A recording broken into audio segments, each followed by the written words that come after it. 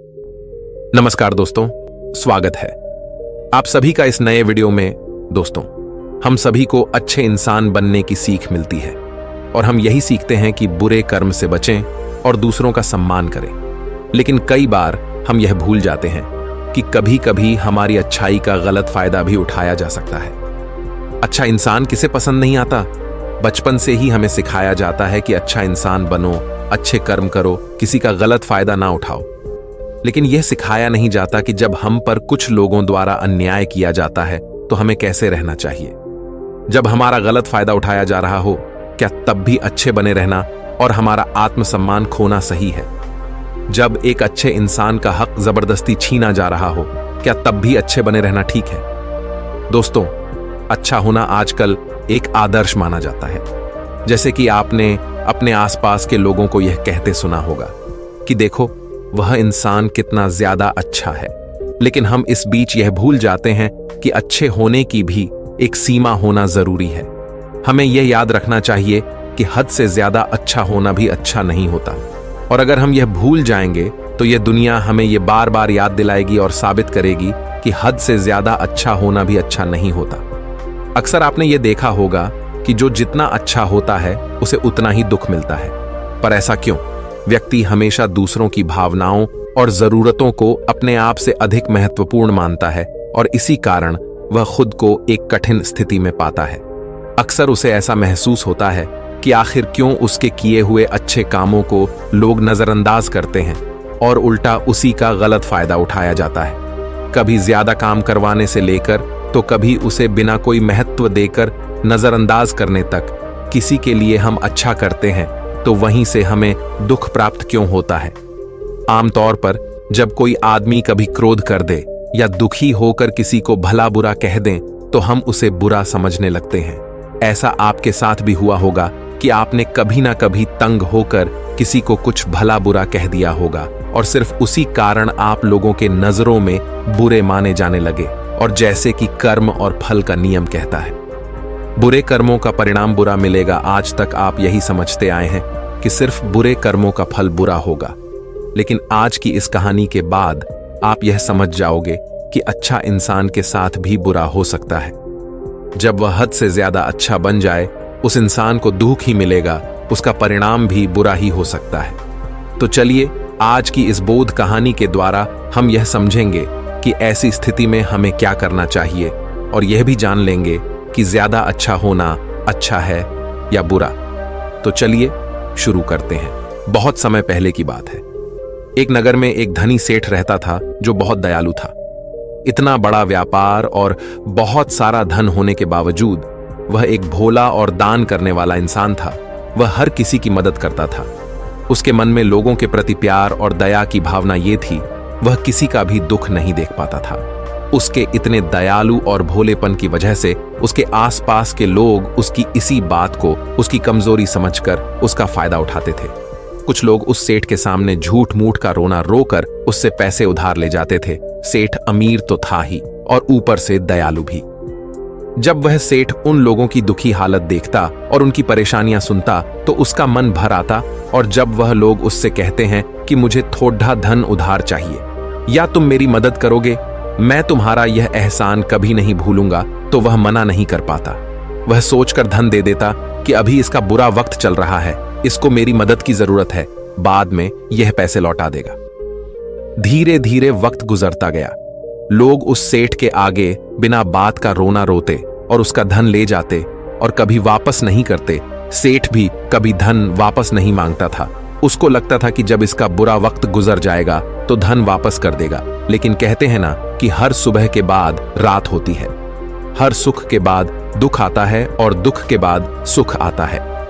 ठीक उसी तरह उस सेठ के साथ भी हुआ। कुछ सालों बाद उसे पास धन कम होने की वजह से उसके व्यापार में माल भरने के पैसे कम होने लगे और इसके वजह से उसके दुकान पर अब ग्राहक भी कम होने लगे, क्योंकि जो सामान उन ग्राहकों को चाहिए था वह सामान उस व्यापारी के पास खत्म होने लगा था और उस सामान को लाने के लिए अब उसके पास इतना धन भी नहीं था।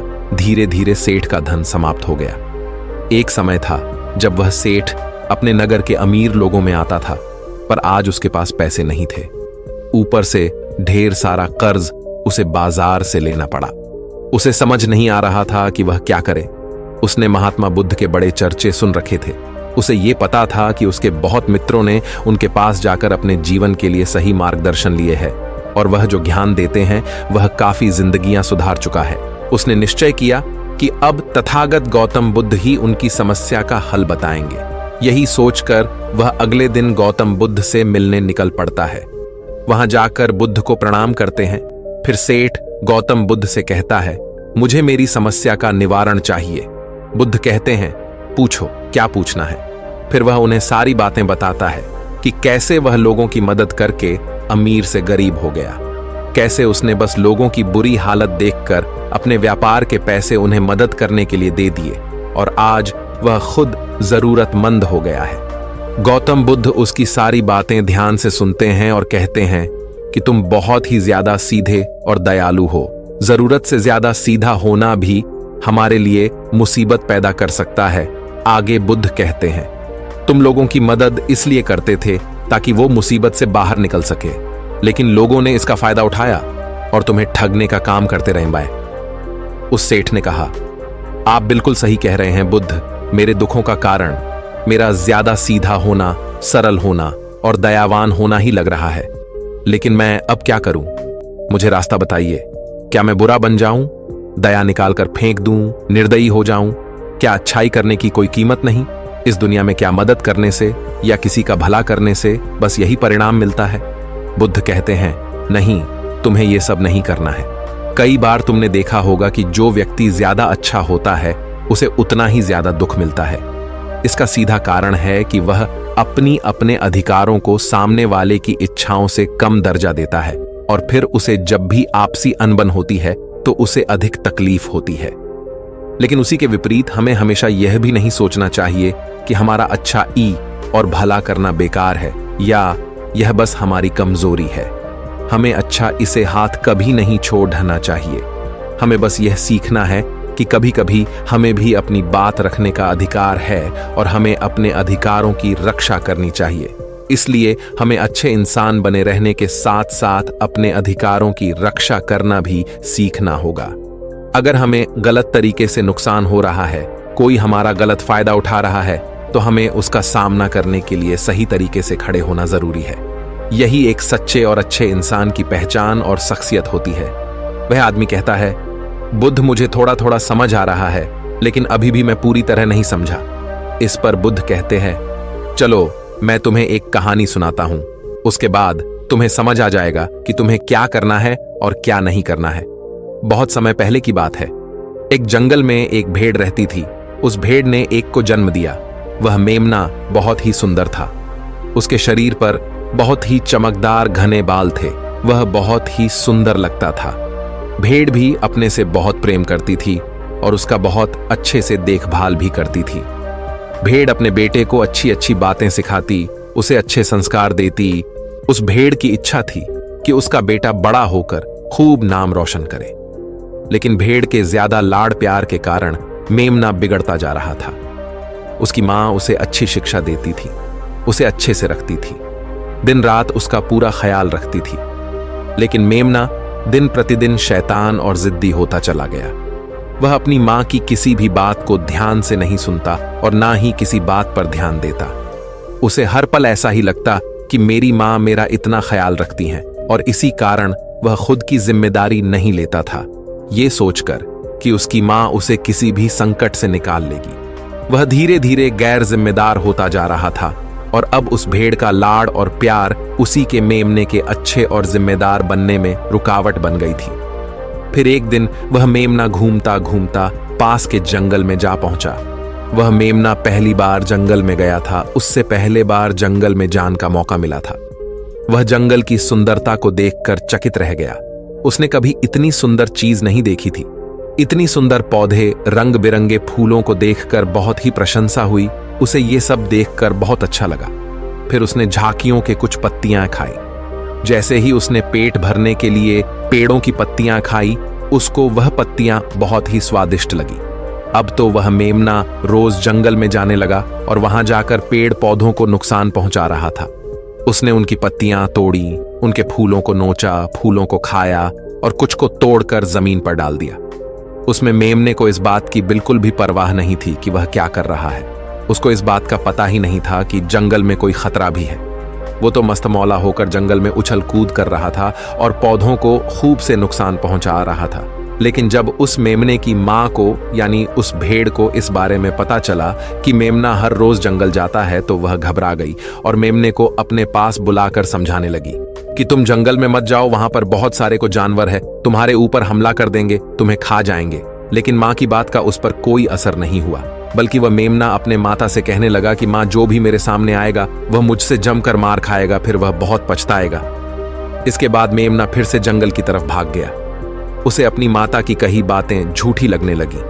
हर रोज की तरह उस दिन भी वह उछल कूद करने लगा और पेड़ पौधों की पत्तियां तोड़ने लगा। कभी फूलों को तोड़ता, कभी पेड़ों को खूब नुकसान पहुंचाता। लेकिन उस दिन उस जंगल में एक शेर पहुंचा।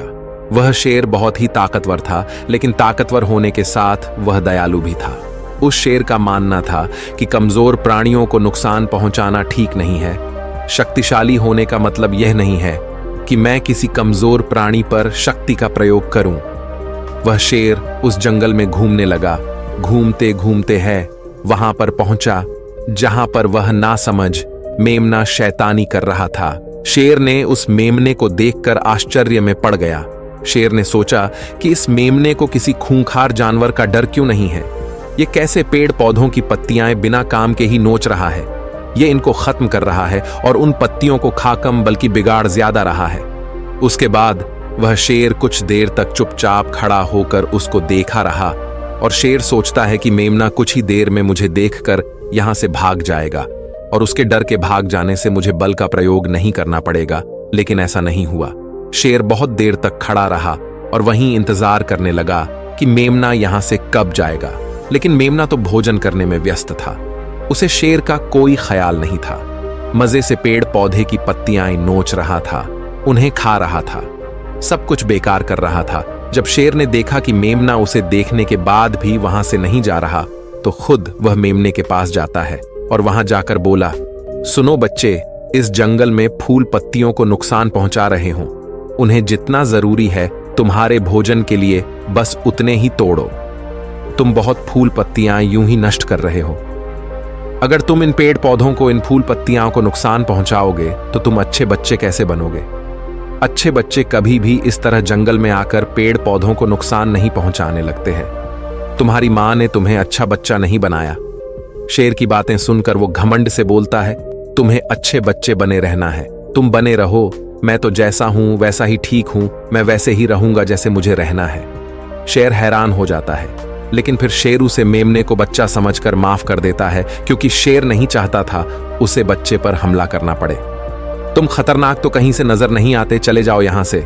बड़े आए खतरनाक, तुम मेरा दिमाग ज्यादा खराब मत करो। चले जाओ यहां से, अपना रास्ता नाप लो और मुझे इन फूल पत्तियों को खाने दो। ये कहकर वह घमंडी मेमना पत्तियां खाता हुआ आगे चला गया और शेर उसे बस हैरानी से देखता रह गया। तभी वहां पास में ही झांकियों के पीछे एक लोमड़ी छुपी हुई थी। वह लोमड़ी शेर और मेमने की सारी बातें सुन रही थी। उस लोमड़ी को शेर राजा की इस तरह बेइज्जती बर्दाश्त नहीं हुई, तो वहां से झाड़ियों से निकलकर शेर के पास आ पहुंची और शेर के पास आकर बोली, क्षमा कीजिएगा महाराज, आप तो इस जंगल के महाराज हैं, इतने बलशाली हैं, आप चाहें तो इसमें को 2 मिनट में मजा चखा सकते हैं और उसे आपका अपमान करने से रोक सकते थे, फिर आपने कुछ भी क्यों नहीं किया। इस पर शेर ने कहा, मैंने उस बच्चे का भला सोचा, मुझे ऐसे ही किसी बच्चे को अपनी ताकत का शिकार नहीं बनाना था। यह सब सुनकर लोमड़ी बोली, महाराज, लेकिन आपके इतने सीधेपन और दयावान होने के कारण ही उस मेमने की हिम्मत बढ़ ही गई है। वह आपके सीधेपन का गलत फायदा उठा रहा है और जंगल में इधर उधर घूम रहा है और पेड़ पौधों को नुकसान पहुंचा रहा है। मुझे पता है कि कमजोर प्राणी पर हमला नहीं करना चाहिए, यह बहुत बुरी बात है, और यह भी दया करना एक अच्छा गुण है, लेकिन शासन में कभी कभी भय दिखाना भी जरूरी है। आपकी यह बात सही है कि प्रजा के साथ दयालुता का व्यवहार करना चाहिए, लेकिन इसके साथ साथ यह भी जरूरी है कि उनके मन में राजा के प्रति डर भी हो, ताकि वह इस तरह के अपराध ना करे, कोई मर्यादा ना तोड़े। लोमड़ी की बात सुनकर जंगल का राजा शेर लोमड़ी से कहता है, क्या ऐसा हो सकता है कि मेमने को भय दिखाकर हम उसे काबू में कर सके, जिससे कि उसमें सुधार आए और उस मेमने को किसी तरह का नुकसान भी न पहुंचे, जिससे कि वह जंगल के पेड़ पौधों को कोई नुकसान न पहुंचाए। फिर शेर कहता है, लोमड़ी क्या तुम ऐसा कर सकती हो? शेर के बात सुनकर लोमड़ी कहती है, जी हां महाराज, बिल्कुल मैं ऐसा कर सकती हूं कि वह डर भी जाए, सुधर भी जाए और उसे कोई नुकसान भी ना हो। उसे इतना डरा दूंगी कि वह जंगल में कभी दोबारा घुसने की हिम्मत नहीं करेगा। मैं उसे इस तरह डराऊंगी कि उसके मन में भय बैठ जाएगा। फिर वह जंगल के पेड़ पौधों को भी नुकसान नहीं पहुंचाएगा और साथ ही साथ मैं उसको कोई भी नुकसान नहीं पहुंचने दूंगी। फिर लोमड़ी कहती है कि उसकी मां तो उसे कभी सुधार नहीं पाई, लेकिन मैं उसे जरूर सुधार दूंगी। लोमड़ी की बातें सुनकर शेर ने बोला, अच्छा ठीक है, तुम कोशिश करके देखो। अगर तुम्हें इसमें सफलता मिल जाती है तो मैं तुम्हें जंगल के सभी जानवरों के सामने इनाम दूंगा। शेर की बातें सुनकर लोमड़ी बहुत खुश हुई। वह तुरंत मेमने के पास गई और उस पर गरज पड़ी। इससे पहले कि वह मेमना वहां से भाग पाता, उससे पहले ही लोमड़ी ने मेमने को जमीन पर पटक दिया और उसे अपने मजबूत पंजों से दबोच लिया। मेमने को दबोचने के बाद लोमड़ी मेमने से बोली कि बोल, तुझे मार दिया जाए या छोड़ दिया जाए? तुमने इस जंगल के पेड़ पौधे, यहाँ के फूल और कमजोर प्राणियों के साथ भी तो यही किया है। मेरे ख्याल में मार ही देना चाहिए। लोमड़ी की बातें सुनकर मेमना डर के मारे थर थर कांपने लगा। फिर वह लोमड़ी से बोलने लगा, मुझे माफ कर दो, मुझे छोड़ दो, मुझे यहां से जाने दो। मैं कभी भी जंगल की तरफ नहीं आऊंगा, ना ही कभी पेड़ पौधों को कोई नुकसान पहुंचा दूंगा और अब मैं कभी कोई गलती नहीं करूंगा। तब लोमड़ी ने मेमने की पकड़ ढीली की। जैसे ही मेमने की पकड़ ढीली हुई, वह जोर जोर से भागने लगा। वह गिरता उठाता भागता हुआ अपनी मां के पास जा पहुंचा। उधर लोमड़ी शेर के पास गई और सर झुकाकर बोली, देखा महाराज, ताकत के साथ दिमाग का प्रयोग करना भी बहुत जरूरी होता है, तभी लोग हमारा सम्मान करते हैं, तभी हमारी अच्छाई का गलत फायदा नहीं उठाया जाएगा। लोमड़ी की बात सुनकर शेर लोमड़ी की योग्यता से प्रभावित हुआ। उसने लोमड़ी को सारे जानवरों के सामने इनाम दिया। उधर वह मेमना घबराए हुए अपनी मां के पास पहुंचा और अपनी मां से आकर लिपट गया और मां से क्षमा मांगने लगा। मां, मुझे क्षमा कर दो, मैंने आपकी बात कभी नहीं मानी। आप मुझे हमेशा सही कहती थी कि जंगल में बहुत खतरनाक जानवर रहते हैं। आज के बाद मैं कभी भी उसे जंगल में नहीं जाऊंगा। फिर बुद्ध उस व्यापारी को कहते हैं, देखा बेटा, इतने अच्छे मत बनो कि लोग तुम्हें खा जाएं, और ना ही इतने कड़वे बनो कि लोग तुम्हें खाए ही नहीं। जरूरत से ज्यादा अच्छा बनना इंसान को दुहक देगा।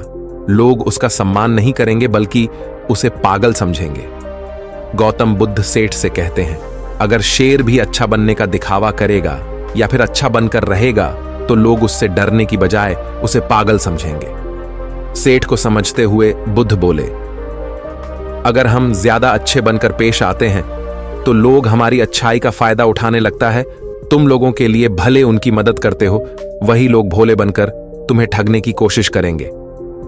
तुम्हें लोगों की मदद करना छोड़ना नहीं, बल्कि समस्या सुनकर उसे धन देने की बजाय उन्हें समाधान देने की कोशिश करो। अगर धन की आवश्यकता पड़े तो थोड़ा बहुत धन दे सकते हो, लेकिन हर समस्या का समाधान धन से करने की वजह निवारण से करो। इससे वही लोग तुम्हारे पास समस्या लेकर आएंगे जिनको हकीकत में दिक्कत है। पैसे ठगने वालों से तुम्हें मुक्ति मिल जाएगी। सेठ बुद्ध को प्रणाम करता है और धन्यवाद कहकर वहां से चला जाता है। फिर वह वैसा ही करता है जैसा बुद्ध बताते हैं और कुछ ही सालों में वह पहले जैसा धनवान बन जाता है।